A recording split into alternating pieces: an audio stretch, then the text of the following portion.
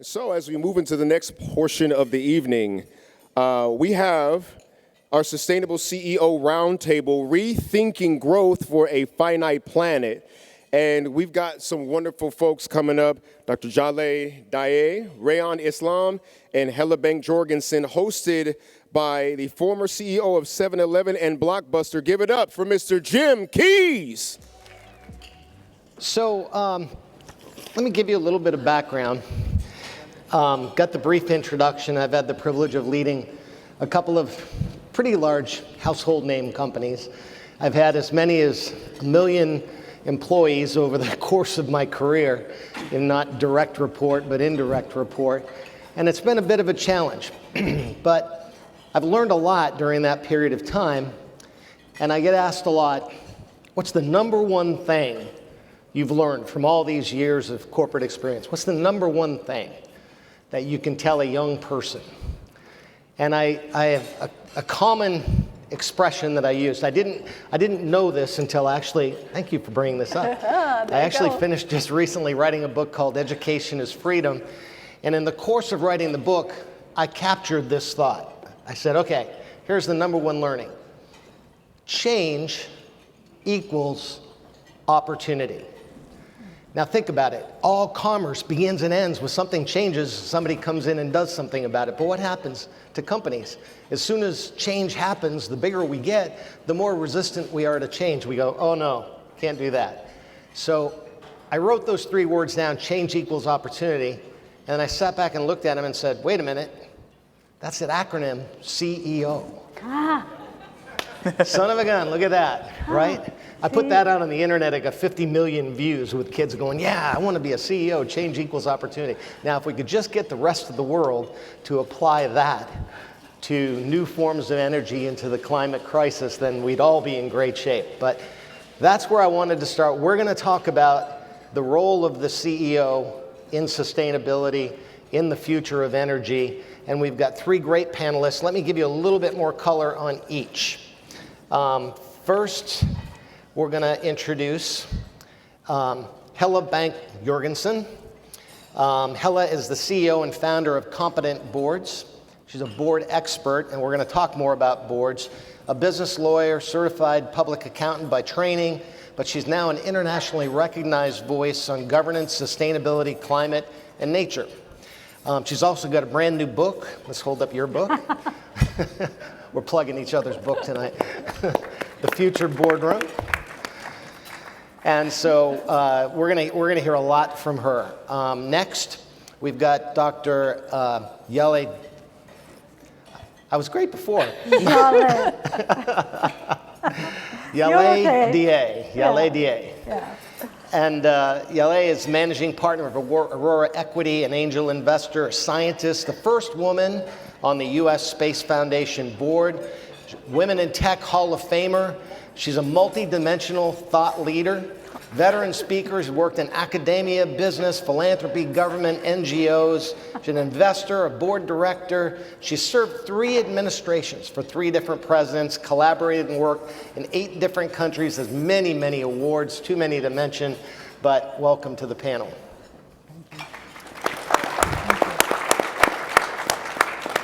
And third, we have Rayyan Islam, the CEO and co-founder, general partner of the Industrial Decarbonization Fund.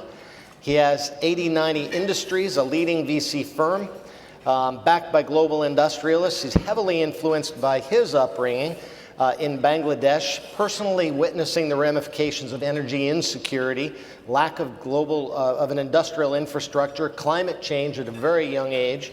And these experiences harbored a deep fascination, curiosity, and later an obsession with making progress and a serious dent on these issues. So to this end, Rayyan has advised and helped draft an energy and industrial policy recommendations for U.S. members of Congress, as well as state and government leaders. So welcome to the panel. Thank you.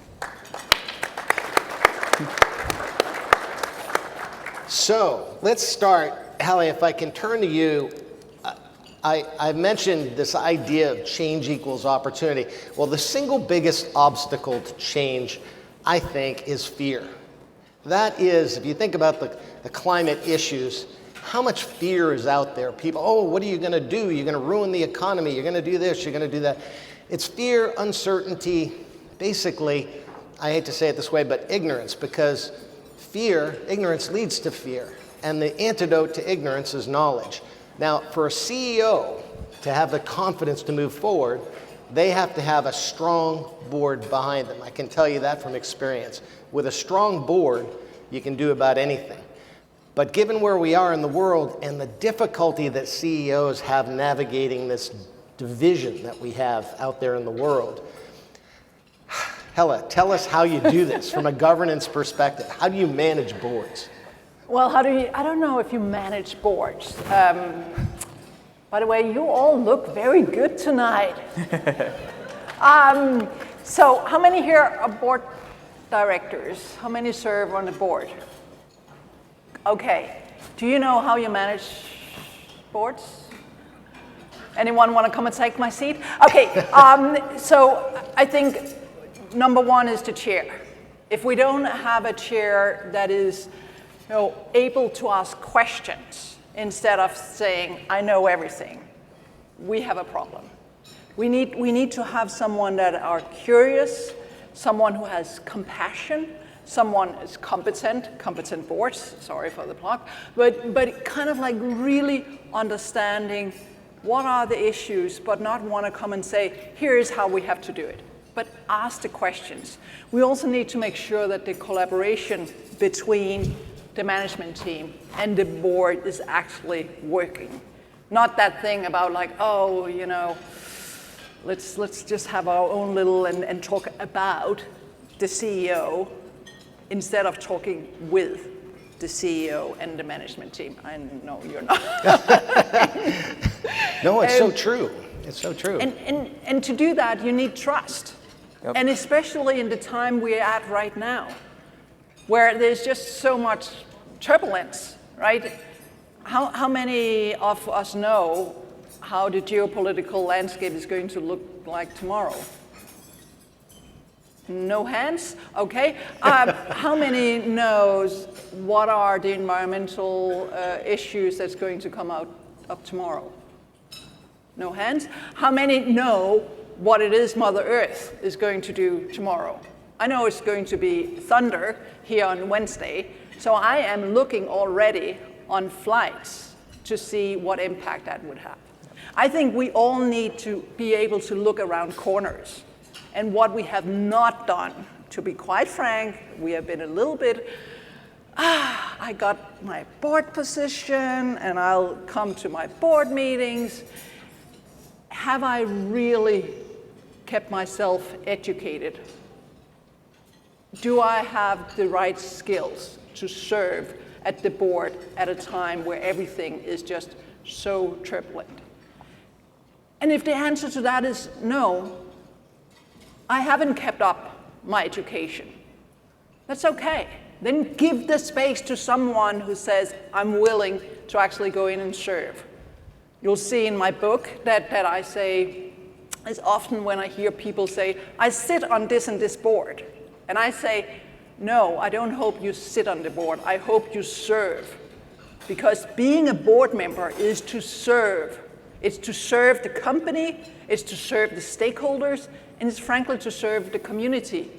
So this is, I have another book that's called Stewards of the Future. How do we as individuals think about being a steward of not only the company, but a steward of the future?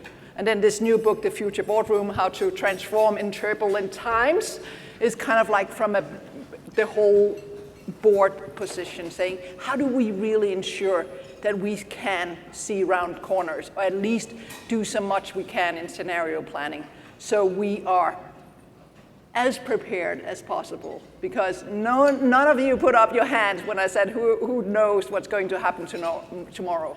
None of us will. But if we ask, what is the worst thing that can happen? And we put the scenarios in there, and we are just a little bit prepared for what are we going to do if the unthinkable happens tomorrow. We are much better prepared than we were when we just said, like, oh, of course it's going to be like it was last year. It's not. So Jaleh, you work with a lot of different boards. You invest in companies, you've got all of these different organizations from small to large that you invest in. How do you, when you're making an investment, deal with the board itself that you're investing in and help them overcome fear? Because fear is that big obstacle to change, right? Yeah, I think I really agree with a lot of the things that you're saying. And that applies a lot to the public boards. Private boards of startups operate differently, quite a bit differently, because actually there is no payment. You don't get the perks of the public boards.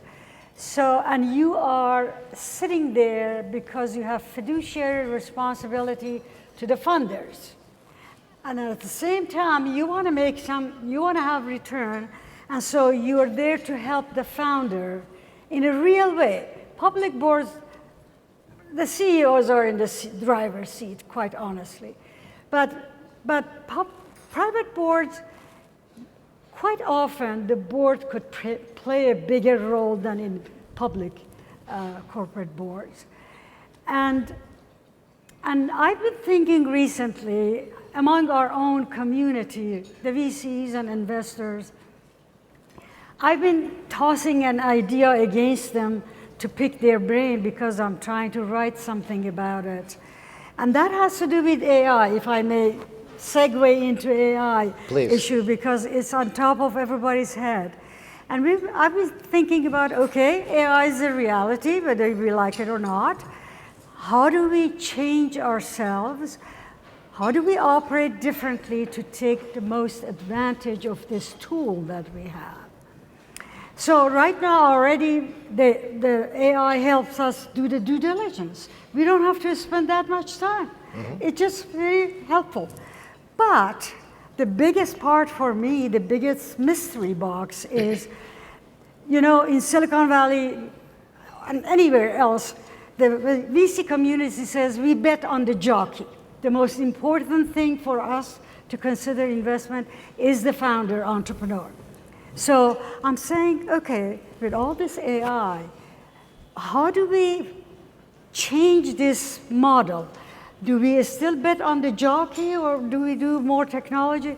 So, and the reason I'm thinking is because AI is making knowledge accessible to everybody.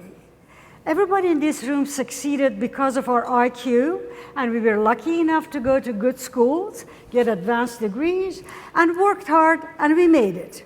Now, with AI, I believe in 5 to 10 years, knowledge would be commoditized. The value of knowledge is going to go down. So I'm thinking, okay, we used to praise MIT engineers as our founders, or Stanford MBAs.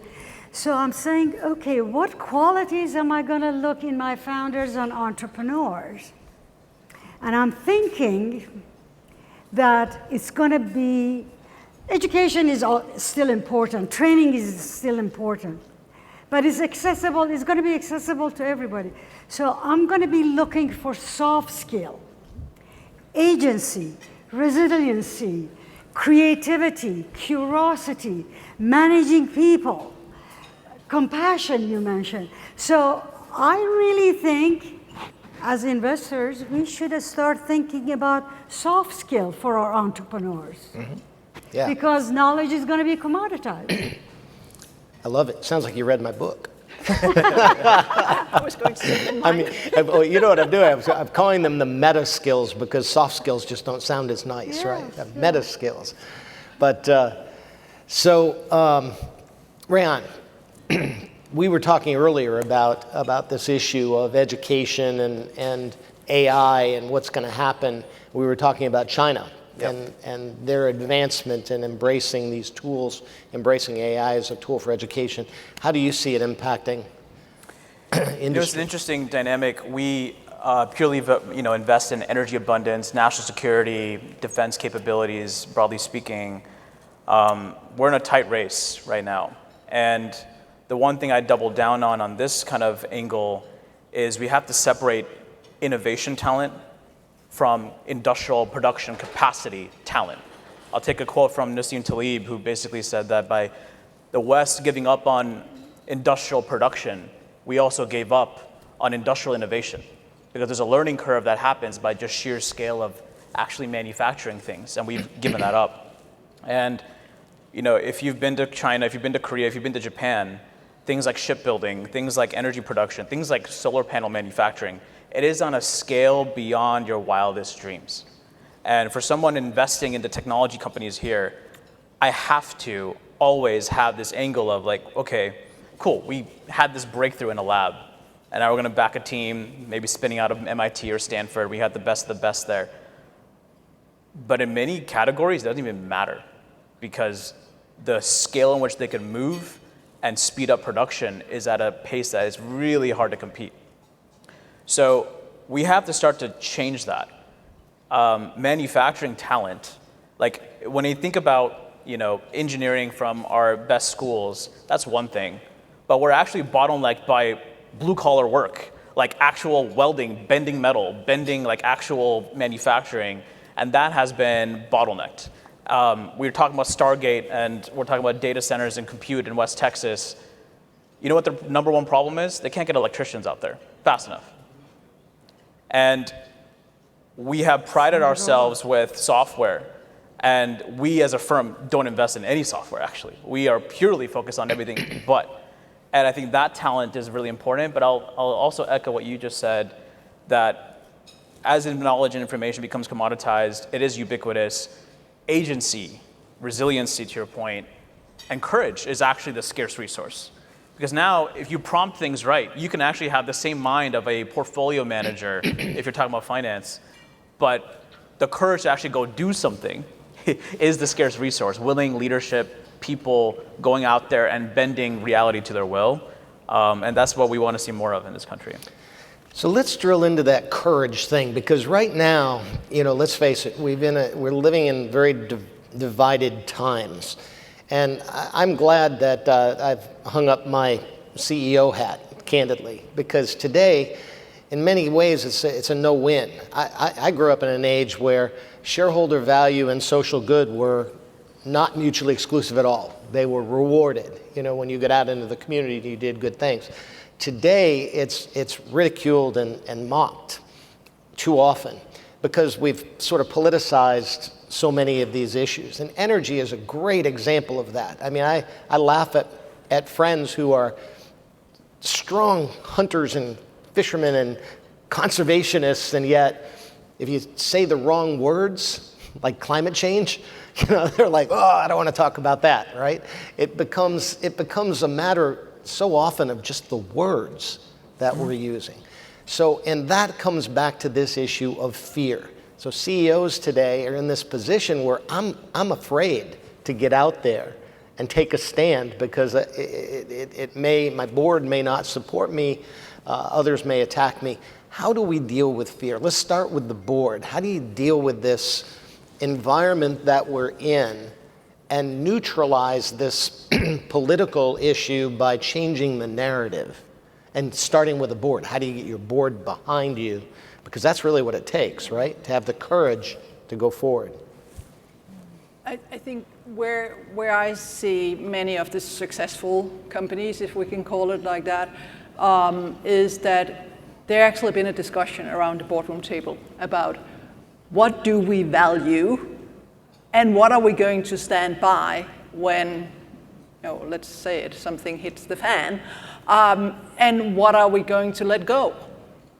And if we haven't had that discussion, and it's just, we do this because that's good marketing, and suddenly something happens, and then we step back, you are in a situation where you just sway as whatever is coming at you.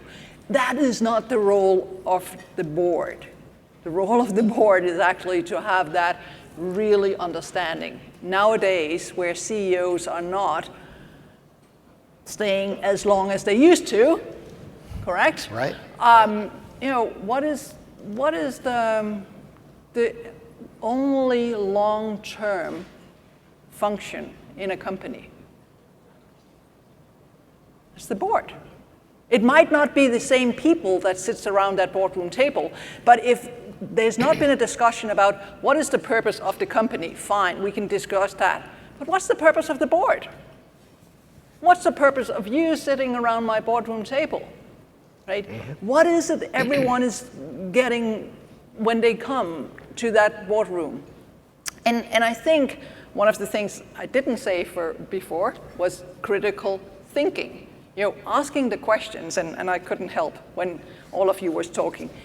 Chapter number 5 in my book, called Competence, Curiosity, Courage, Compassion. And by the way, there's 10 C's in there.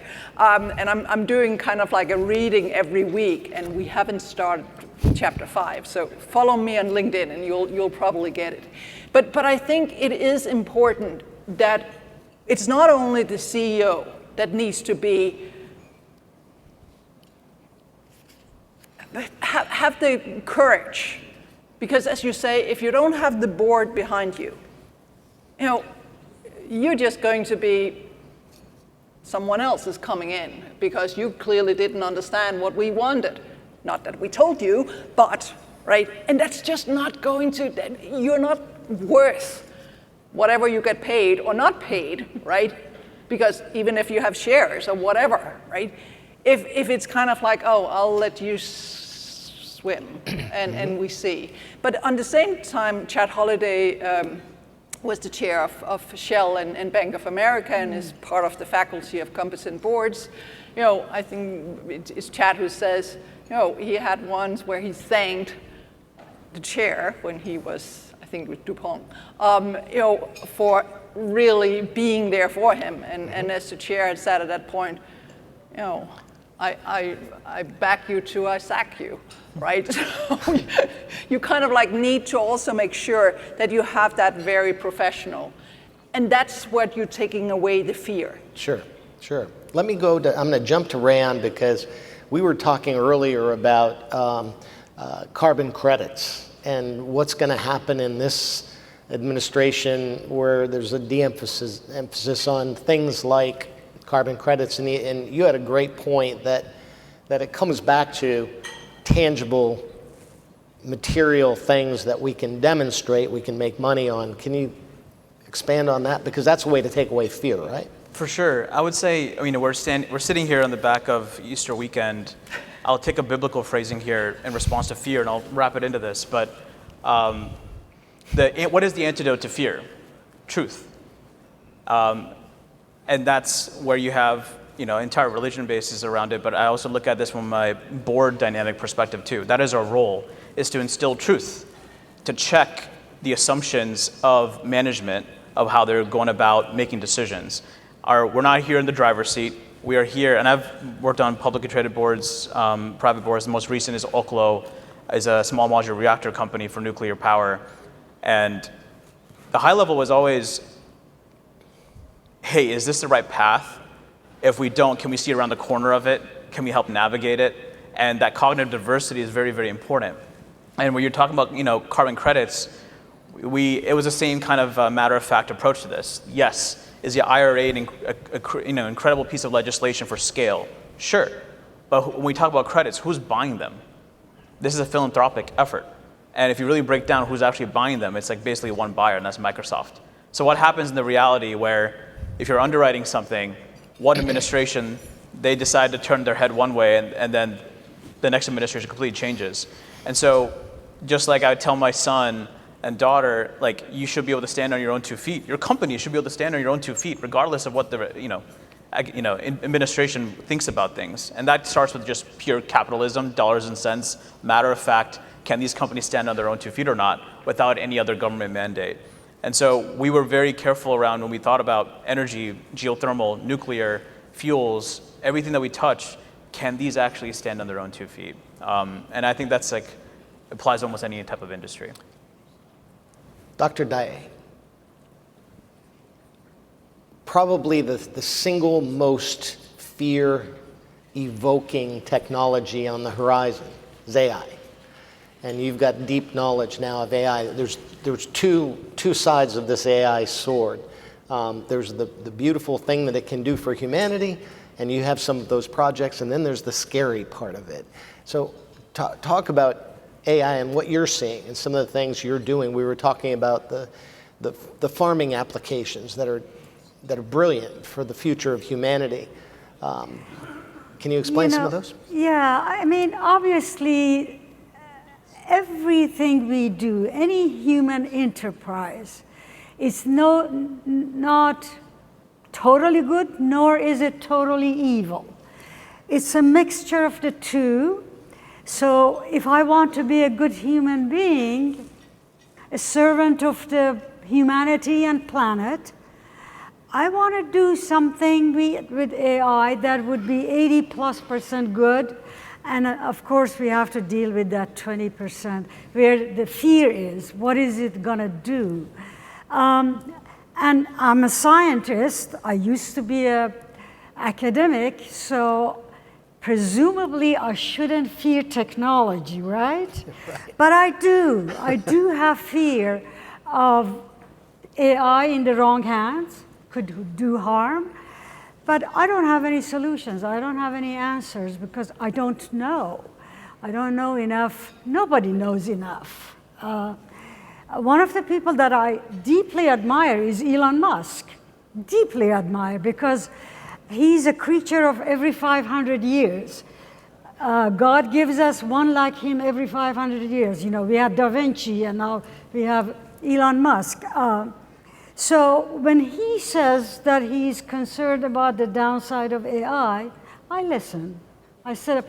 So back to your question of reality boardrooms, we discuss it, you talk about it, you read about different angles of who says positive, who says negative, and you just struggle with that fear. Mm-hmm.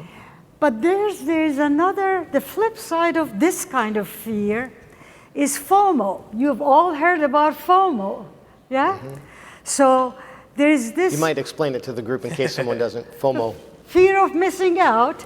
And in Silicon Valley, every few years, there is a new shining object. Mm-hmm. So currently, the new shining object is AI. So everybody's rushing into AI investing. So there's two sides to it, and we're struggling. We're humans. So I don't know the answers, quite honestly. So we've talked a lot about fear, and I think the common denominator is if we seek truth, seek knowledge, have supportive boards, have supportive teams around us, there's really little out there to fear. We can use technology in a positive way. We're going to have to wrap up pretty soon, but I'd like if each of you could leave us with a positive note. What excites you about this period that we're in where change does equal opportunity, change is happening so fast, and there are so many things on the horizon. What do you get excited about when you wake up in the morning and you see the opportunity that's created by these changes? Rayyan, let's start with you. Well, I'm just every day blown away. We are truly living in a chapter of abundance. And we look at our firm as just a vessel to unleash abundance. I truly do see a world where baseload 24/7 renewable power from nuclear, geothermal will be for a cent a kilowatt hour. We definitely will see, crop production, agricultural production, 10 times the production of traditional fertilizer. I see all of that happening in manufacturing and robotics on the factory floor across California to New York. And I see compute that is literally cost of literally nothing because of addressing our energy challenges too. So I think it's never been a greater time to be an innovator and to be a builder. And the scarce resource is not talent or capital. It is truly courage and leadership and agency. And so I go to bed every night excited when I look at my kids who are 3 and 2 right now. Like, we are truly living in an age where I try to just tell myself, just don't die for the next 5 years, because we're about to just see so much progress. But I go to bed every night incredibly excited. Jaleh? Yeah, my deep passion is agriculture. Food is the most primal need of human beings. It's not negotiable. So every day you wake up, you have to eat. And I'm really, really passionate about seeing a day when nobody goes hungry. Everybody should eat. And then, so I'm trying to invest in companies that they would create abundance without harming so much the environment. And also in agriculture, some of the hardest jobs are in agriculture. When my gardeners come to mow my lawn, and this is not agriculture, but it's sort of a version of agriculture, I'm saying these people should not, in the heat of Texas in August, they shouldn't be doing these things. So we're investing in companies that are AI-powered robotics, so these menial jobs can be done by robots, not humans, because these humans can go do something else that is not so difficult. That's my hope for the world. I like it. Helle. Okay, you got me thinking about something else. I will come back to it. So, anyone here knows that there's actually a robot that's been elected to be a board director? Oh, I've heard in Japan. Hong Kong. In Hong Kong, sorry. I knew it was Asia, yes. So, and I think what gets me up every morning and where I get excited is that we now have board directors and executives in 57 countries around the world that are, call it being upskilled, call it being able to see around corners, being able to understand the world as it is not yesterday, but hopefully be able to ask the critical questions for tomorrow. So seeing that community, and we're going to meet on Thursday, and we have Martin Wolf from Financial Times talking about the economic outlook. We have other leaders from Australia and Europe coming and talking about what do they see, and then we have like people from all over the world. And really seeing people go like, oh, I haven't thought about that before. That is when that curiosity and the courage of saying, I don't understand this. Can you please explain it to me one more time? That is courage, and that is leadership. And I think we need to see much more leaders out there, and that's what I get up every day in the morning. And then I have to, and from your, because you showed that. Yes, I mean, Jim just gave me $20. critical thinking, understanding your why. Okay, well, Exactly. this is I go like in servant or master in terms of AI. So. Well, thank you for the panel, and I'm gonna leave you with one last thing, if I can contribute the thing I get excited about. I am excited about this room right now and this event. I've been coming to EarthX for several years. This is the answer. This is not, think about what we have here. We have conservatives, we have liberals, we have Americans, we have Canadians, we have Panamanians, we have people from all over the world coming together, not casting blame, not being a victim, not making excuses. We're coming together to find solutions. And that's the future. That's what humanity is. That's what separates humanity from machines. And thank you for your participation, because your presence here is what I get excited about. Thank you to the EarthX team for all you do, and for everyone for participating. Thank you.